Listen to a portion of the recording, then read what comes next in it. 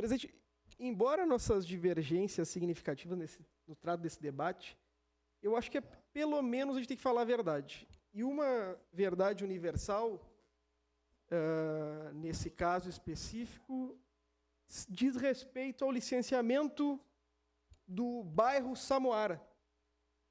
Sabe quem licenciou o bairro Samoara? O governo do estado do Rio Grande do Sul. Sabe qual é a data de expedição da licença?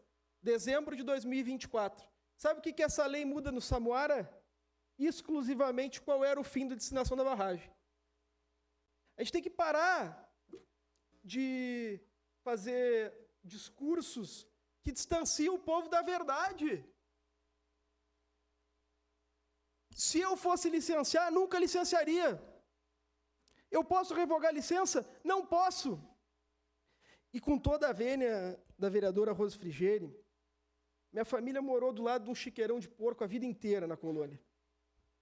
Falar que não muda tirar um chiqueirão de porco do lado da casa de alguém é um delírio. Só quem não sentiu o cheiro de merda, que nem meu avô sentiu por 85 anos, fala que não muda uma emenda dessa. Só para quem nunca foi multado, vereadora Donei, em 40 mil reais tem uma propriedade que vale 50, fala que um regime especial para pequeno agricultor não muda.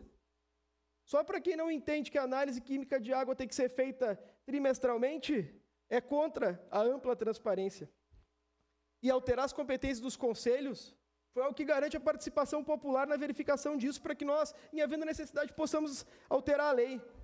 Só quem não tem água na Fazenda Souza vai achar ruim a minha emenda e a da vereadora Andressa, que garante água. E só quem não entende a importância da preservação dos lençóis freáticos não entende a importância dessa emenda. A lei é boa?